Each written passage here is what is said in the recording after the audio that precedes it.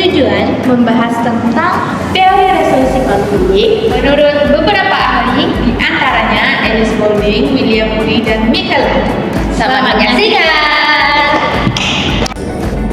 Baiklah, kita masuk pada tokoh yang pertama, yaitu Michel S. Land.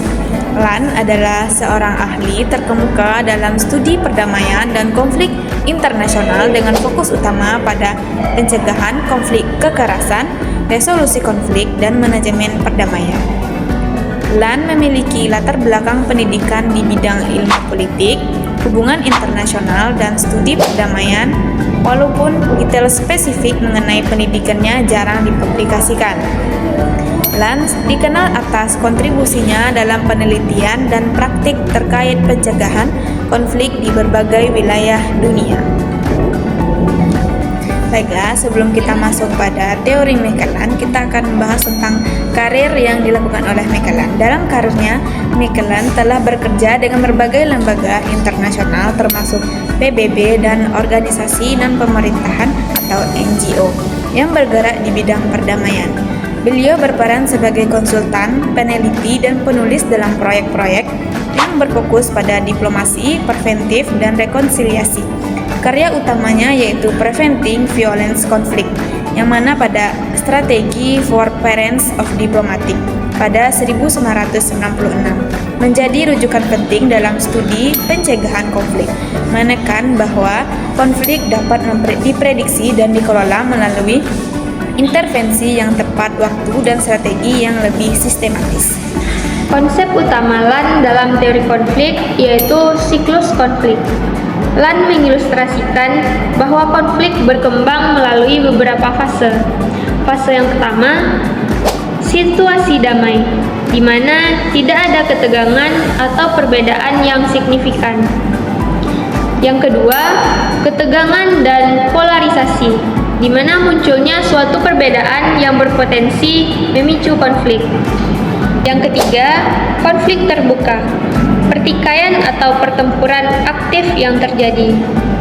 Yang keempat, stagnasi dan deeskalasi, di mana konflik melambat dan menuju penyelesaian atau perundingan. Yang kelima, penyelesaian dan pemulihan, di mana kesepakatan atau rekonsiliasi tercapai sehingga kembali ke situasi damai. Baiklah, saya akan menjelaskan konflik menurut Michael Land. Beliau melihat konflik dari konflik ringan hingga konflik berkelanjutan. Yang pertama adalah konflik laten, yang mana pada konflik ini belum jelas atau belum terlihat dan belum bisa diekspresikan secara terbuka. Yang kedua adalah konflik terbuka. Pada permasalahan ini, konfrontasinya sudah jelas dan seringkali melibatkan suatu kekerasan. Yang ketiga adalah pasca konflik, yang mana pada tahap ini dilakukannya suatu upaya rekonsiliasi untuk membangun suatu perdamaian. Nah, upaya untuk pencegahan konflik menurut Michael Land yaitu menekankan pentingnya suatu menghindari konflik dengan eskalasi, yang mana melalui mediasi, dialog, dan diplomasi untuk menghindari suatu konflik yang lebih besar. Dengan adanya teori Michael Land, kita tidak hanya melihat dari konflik bahwa konflik adalah suatu hal yang negatif, tetapi kita juga menekankan cara untuk mengelola, mencegah, dan menyelesaikan suatu konflik melalui beberapa strategi pendekatan untuk mencapai suatu perdamaian yang lebih berkelanjutan. Selanjutnya, tokoh yang kedua, Alice Boulding. Nah, Alice Boulding adalah seorang sosiolog, penulis, dan aktivis yang dikenal luas karena kontribusinya dalam studi perdamaian dan resolusi konflik.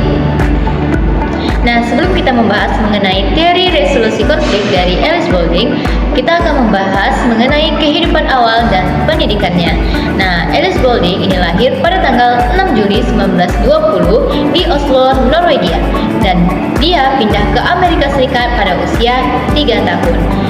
Dia ini menempuh pendidikan di Universitas Iowa, yang mana dia mendapatkan gelar sarjana pada tahun 1940, dan dia melanjutkan studi pasca sarjana di Universitas Michigan dan mendapatkan gelar master dalam bidang sosiologi pada tahun 1944.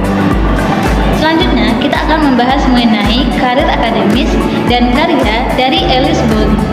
Alice Boulding itu menghabiskan sebagian besar karirnya sebagai akademisi di bidang sosiologi dan studi perdamaian. Dia mengajar di beberapa universitas terkemuka, termasuk Universitas Michigan, Universitas Colorado, dan Universitas Dartmouth. Selama karirnya, Boulding menulis banyak buku dan artikel tentang perdamaian, resolusi konflik, dan pendidikan perdamaian. Pembahasan selanjutnya mengenai teori resolusi konflik dari Alice Boulding. Nah, teori yang pertama yaitu imajinasi sosial, yang mana Boulding berpercaya bahwa imajinasi sosial adalah kunci untuk menciptakan perdamaian. Ia mendorong individu dan kelompok untuk membayangkan dunia tanpa kekerasan dan juga ketidakadilan. Imajinasi ini memungkinkan orang melihat kemungkinan baru dan mencari solusi kreatif untuk konflik. Nah, teori yang kedua yaitu pendidikan perdamaian. Nah, teori kedua ini Boulding menekankan pentingnya pendidikan dalam membangun budaya damai. Pendidikan perdamaian bertujuan untuk mengembangkan keterampilan dalam resolusi konflik, pemahaman tentang hak asasi manusia, dan juga kemampuan untuk berpikir kritis serta empati. Yang ketiga, komunitas dan hubungan. Ia menekankan pentingnya membangun komunitas yang kuat dan hubungan antar manusia. Konflik seringkali muncul karena kurangnya pemahaman dan komunitas. Dengan memperkuat hubungan, masyarakat akan lebih mudah menyelesaikan perbedaan secara damai. Yang keempat, yaitu non-violence atau non-kekerasan. Boulding itu menganjurkan pendekatan non-kekerasan dalam menyelesaikan konflik. Dia berpendapat bahwa kekerasan itu hanya akan memperburuk situasi dan menciptakan lebih banyak konflik. Sebaliknya, dia juga mendorong penggunaan dialog, mediasi, dan negosiasi. Dan yang terakhir yaitu yang kelima, yaitu pemberdayaan. Boulding itu mempercaya bahwa untuk menyelesaikan konflik itu penting untuk memperdayakan individu dan kelompok yang terlibat.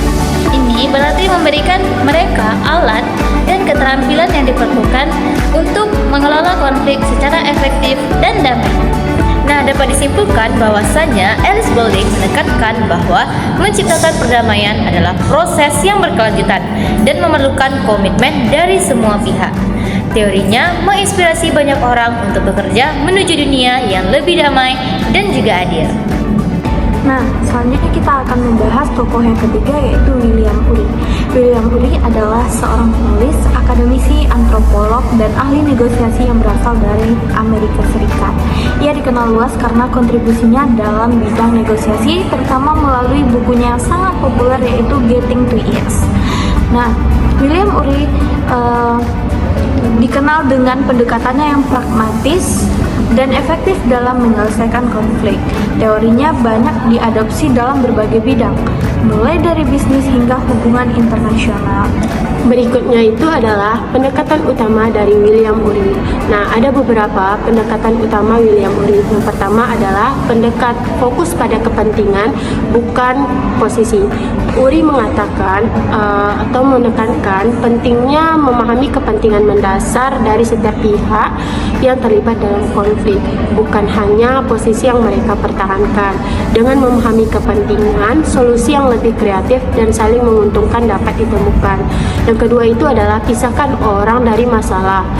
Nah, Ury menyarankan untuk memisahkan emosi dan persepsi pribadi dari masalah yang sedang dihadapi. Dengan demikian, diskusi dapat lebih objektif dan solusi yang lebih baik dapat dicapai. Yang ketiga itu adalah cari opsi yang menguntungkan semua pihak. Nah, Ury mendorong untuk mencari opsi yang dapat memenuhi kepentingan semua pihak yang terlibat. Selanjutnya itu yang keempat adalah gunakan kriteria independen.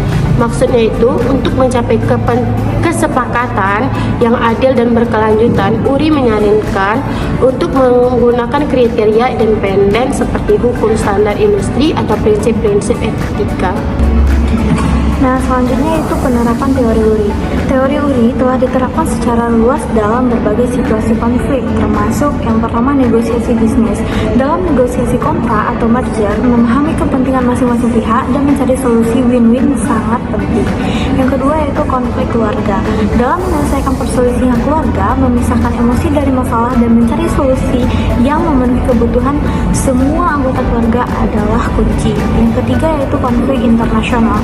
Dalam menyelesaikan konflik antar negara, fokus pada kepentingan bersama dan mencari solusi yang berkelanjutan sangat penting untuk menjaga perdamaian.